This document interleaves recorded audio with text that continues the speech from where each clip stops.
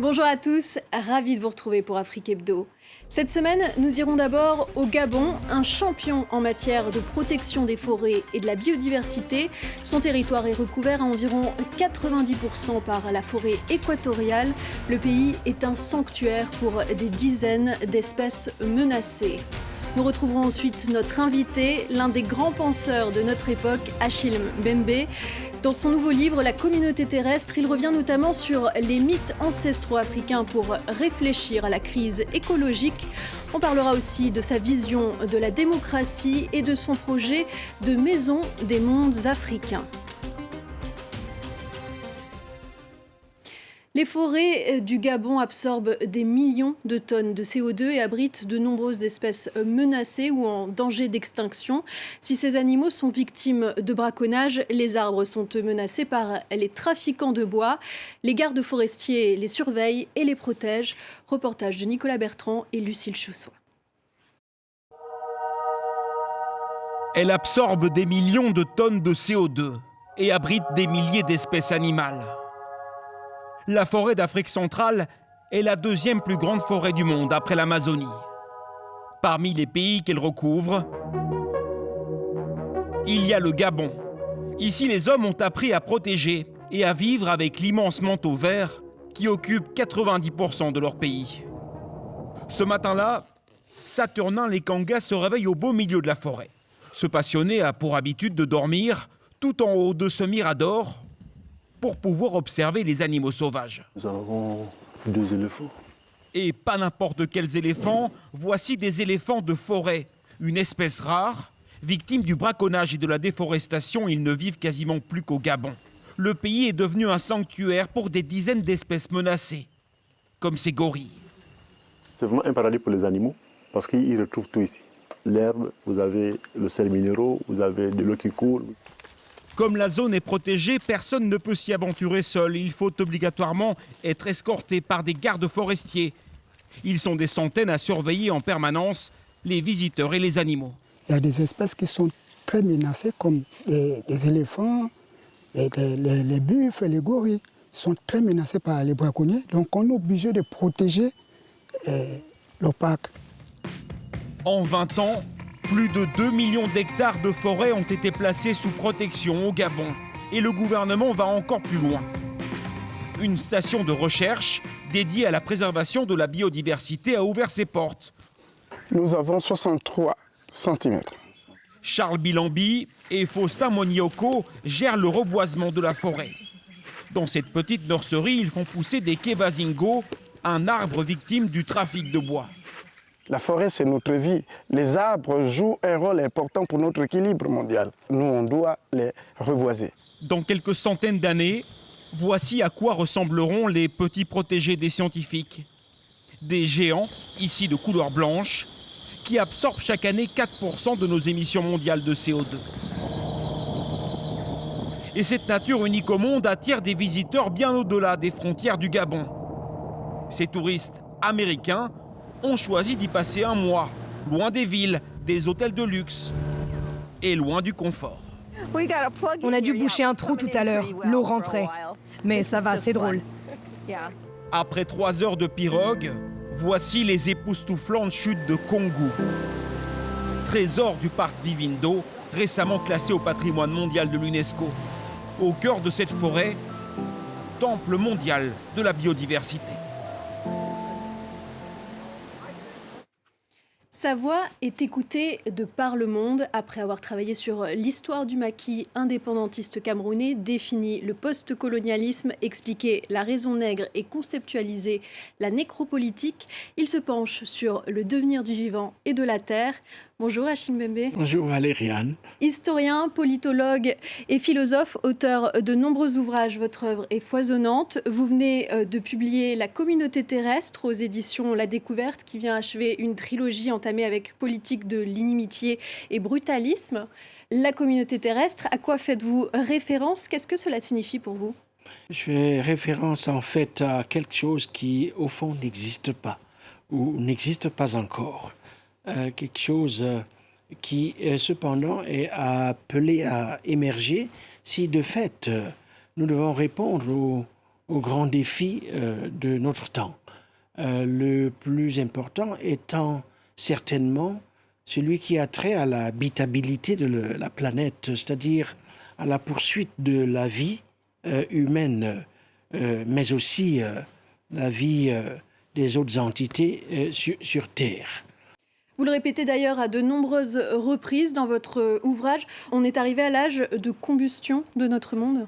Oui, on le voit partout, le réchauffement climatique, les feux, les eaux qui montent, la terre qui craque, récemment en Turquie, en Syrie, on l'a Avec bien le vu. tremblement de terre. Tout à fait, les guerres qui nous encerclent. Et on est assailli de toutes parts par cette question du vivant et de la vie et de ce qui pourrait effectivement la réparer et la nourrir.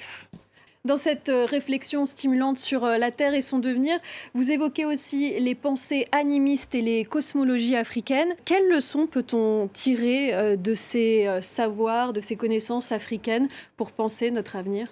Je m'appuie en particulier sur les cosmogonies Dogon et Bambara du Mali, mais j'aurais pu effectivement tirer mes sources d'ailleurs. Alors, une ou deux choses dans ces cosmogonies. Un, les humains ne sont pas les maîtres et propriétaires de la Terre. Deux, les ressources de la Terre ne sont pas uniquement à leur service. Trois, les outils dont nous sommes les auteurs devraient être des ustensiles de vie. Quatre, notre devenir repose sur notre capacité à partager la terre et à en faire le domaine d'habitation et de respiration de tous, humains, non humains inclus.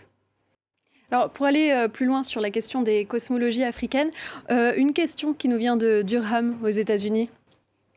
Est-ce que dans le recours aux cosmologies africaines pour inventer un rapport au vivant, tu as noté des cosmologies contemporaines, donc des cosmologies réinventées, qui permettraient aux Africains de se fonder sur elles pour envisager une nouvelle forme d'habiter la Terre?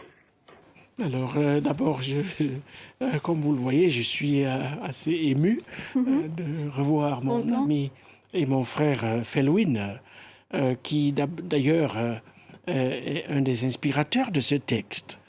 Il le sait peut-être pas. Il le sait maintenant. C'est lui qui a tout ouvert avec son texte « Habiter le monde ». Un tout petit texte écrit il y a quelques années qui, à mon avis, est un de ces textes les plus puissants. Et donc, je ne saurais pas du tout répondre à sa question. Je suis juste... je suis ému. Et je suis très content. Vous aurez le temps d'y réfléchir d'ici votre prochaine rencontre avec Felwine Sarr. Voilà. Il vous aidera à apporter la réponse à sa propre question. Autres. Tout à fait. Felwine et puis Souleymane et beaucoup d'autres. Au fond, ce livre, il est vraiment un travail commun. Nous avons essayé des ateliers de la pensée à Dakar, dont Felwine est un des grands fers de lance. Et donc, merci beaucoup, Felwine. Il entendra vos remerciements. Alors, en octobre dernier, vous avez lancé la Fondation de l'innovation pour la démocratie en Afrique. On l'a vu dans l'actualité ces derniers temps, coup d'État à répétition, succession de père en fils, présidence à vie ou encore syndrome du troisième mandat. Vous avez d'ailleurs écrit dans une tribune parue dans Le Monde, le recul de la démocratie en Afrique est le résultat d'une formidable atonie intellectuelle. Qu'est-ce que vous préconisez aujourd'hui pour relancer la démocratie ? Et alors, quelque chose d'extrêmement concret. Nous avons mis en place au mois d'octobre dernier la Fondation de l'innovation pour la démocratie, qui était la toute première recommandation dans le rapport que j'avais remis au président Macron en 2021. Il s'agit d'une fondation panafricaine de droit sud-africain dont la vocation est d'accompagner à la fois financièrement, pédagogiquement et dans tous les sens le mouvement démocratique en Afrique. par Mouvement démocratique en Afrique. J'ai en particulier à l'esprit des initiatives phares mises en branle, notamment par les jeunes et par les femmes, les cadets sociaux de nos sociétés. Vous avez des exemples concrets ?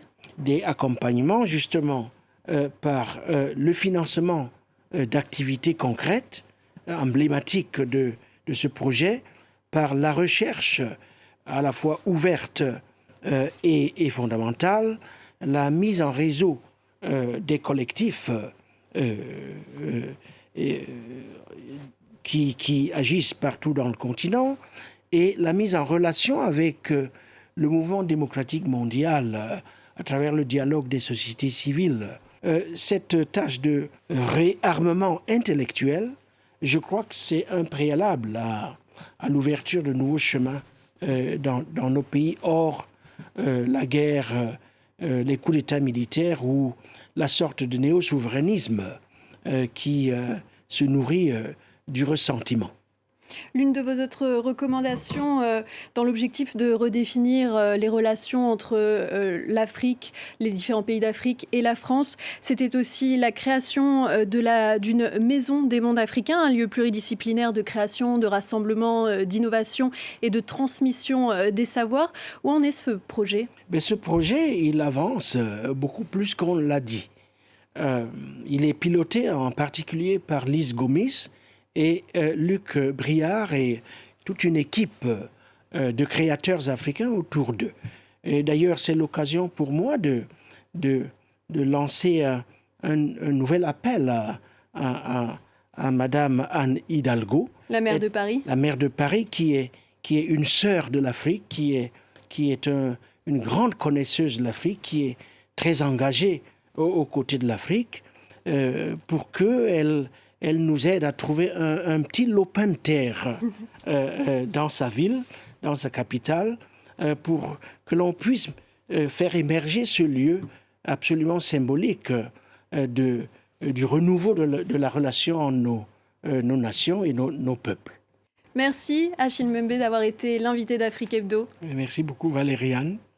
Et merci à vous de nous avoir suivis. À très vite sur France 24.